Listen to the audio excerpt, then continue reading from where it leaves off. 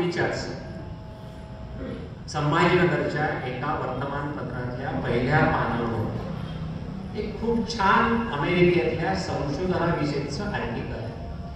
आणि ते आर्टिकल असं होतं की माणसाला आनंदी राहण्याकरता सगळ्यात महत्वाची गोष्ट आहे सुदृढ नाती. आनंदी राहण्याकरता पैसा आवश्यक आहे, निरोगी आयुष्य आवश्यक आहे, पण सगळ्यात महत्वाचं आहे सुदृढ नाती. एका मोठ्या हार्वर्ड विद्यापीठाने अभ्यास केला. तब्बल 86 वर्ष 726 अभ्यास करणारे विद्यार्थी अहोरात्र अभ्यास करत होते आणि त्यांनी 86 वर्षाच्या अभ्यासानंतर 2000 परिवारांवर अभ्यास केल्यानंतर या कन्क्लुजनला ते आलेले आहेत की आयुष्यामध्ये आनंदी राहायचं असेल तर त्याकरता सगळ्यात महत्वाचं आहे सुदृढ नातेसंबंध. बघितलं आपण या नात्यांपासूनच दुर्दैवाने दूर दूर जात चाललो आहोत का? 2015 मध्ये लिसनर नावाची एक शॉर्ट फिल्म आली. सहज वेळ मिळाला की YouTube वर बघा. 13 मिनिटाची शॉर्ट फिल्म होती लिसनर. या फिल्म मध्ये काय, या फिल्मचा जो नायक आहे तो नायक युरोप मधल्या एका अतिशय प्रतिष्ठित अशा रेस्टॉरंट मध्ये गेला. मेनू कार्डवर काय आहे हे त्यांनी पारख्याने बघितलं. त्याला उत्सुकताच होती या हॉटेलमध्ये मेनू कार्ड मध्ये काय असणार आहे.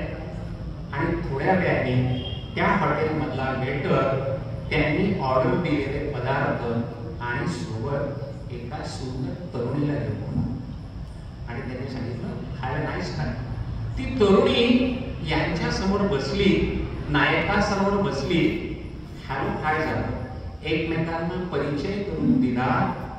हळूहळू गप्पा रंगात आल्या आणि या गप्पा रंगात आल्यानंतर एकमेकांच्या सुखदुःखांविषयी चर्चा झाली. या नायकाने त्या मुलीला आपल्या आयुष्यात आलेल्या सगळ्या संकटांचा बाळा वाजून दाखवला.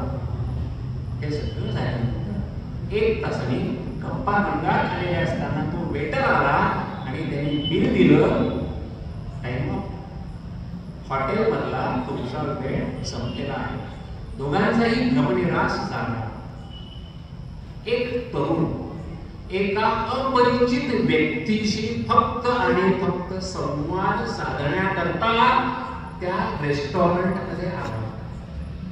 हे लिसनर या शॉर्ट फिल्मचं आहे.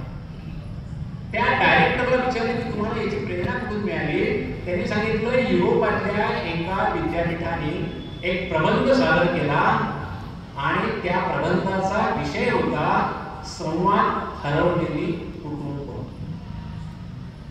संवाद हरवलेली कुटुंब या लेखामध्ये असं लिहिलेलं होतं की दिवसेंदिवस परिवार विभक्त होत चालले.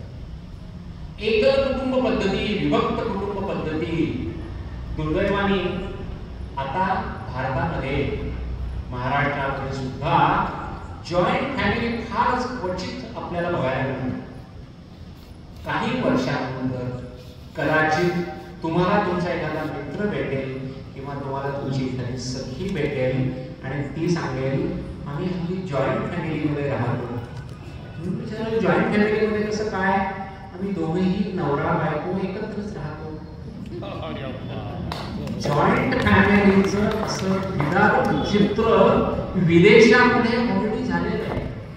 कारण कुटुंबामध्ये कोणाला एकमेकांशी संवाद साधायचा. तर या एकल कुटुंब पद्धतीवर विचारमंथन झालं. मायक्रोसॉफ्ट, गुगल, फेसबुक या कंपन्यांमध्ये प्रचंड पगारावर काम करणारी जी मंडळी आहे त्यांनी सोशल मीडिया चालू केलाय. व्हॉट्सअप आहे, लिंक्डइन आहे, काय काय आहे सोशल मीडियाची माध्यमं, ट्विटर आहे. पण याच मंडळींना एकांतवास नकोसा वाटायला लागला. त्यांना प्रॉब्लेम निर्माण झालेला आहे. त्यांना हा एकांत खायला उठलेला आहे आणि त्यांना मानसोपचार तज्ञांकडे जावं लागतंय. म्हणजे पैसा आहे, सगळी सुबत्ता आहे, पण तरीही पण संवाद नाही आहे. श्यामची आई माहिती सगळ्यांना? श्यामची आई या पुस्तकाच्या माध्यमातून साने गुरुजी महाराष्ट्रातल्या घराघरातल्या दिवाणखान्यात पोहोचले. साने गुरुजींच्या शेवटच्या दिवसांमध्ये त्यांनी आत्महत्या.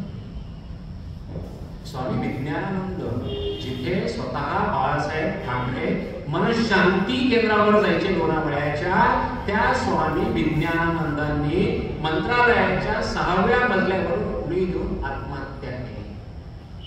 2-3 वर्षापूर्वी सुशांत सिंग राजपूत हा सकारात्मक विषयांवर चित्रपटामध्ये काम करणाऱ्या नायकांनी सुद्धा आत्महत्या केली. 4-5 वर्षापूर्वी कित्येक बड्या लोकांना मार्गदर्शन करणारे आदरणीय भैयाजी महाराज, इंदोरचे भैयाजी महाराज यांनी सुद्धा आत्महत्या केली. का म्हणते? मागे 16 जुलैला मुंबई प्रचंड पुराणी त्रस्त झाली होती. फार मोठा पूर आला मुंबईमध्ये. लोकांना विचारलं काय कारण, तर मुंबई तुंबली होती. मुंबई तुंबल्यानंतर मोठं संकट येतं. तुमची आणि माझी मन जर तुंबली तर तुमच्या आणि माझ्या आयुष्यामध्ये फार मोठी संकट येणार. म्हणून तुमची आणि माझी मन मोकळी करण्याकरता काहीतरी आउटलेट असलं पाहिजे, आणि ते आउटलेट आहे आमचे नातेवाईक, आमचे संबंधित, आमचे मित्र, आमचे गुरुजन, आमचे शेजारी पाजारी. या सगळ्या विषयांचा अभ्यास करून मी आज तुमच्याशी ही नात्यांमधली गुंता, हा नात्यांमधला गुंता कसा सोडवता येईल आणि नाती गोतींमधली ऋणानुबंध कशी घट्ट करता येतील हे सांगायचा एक छोटासा प्रयत्न करणार आहे.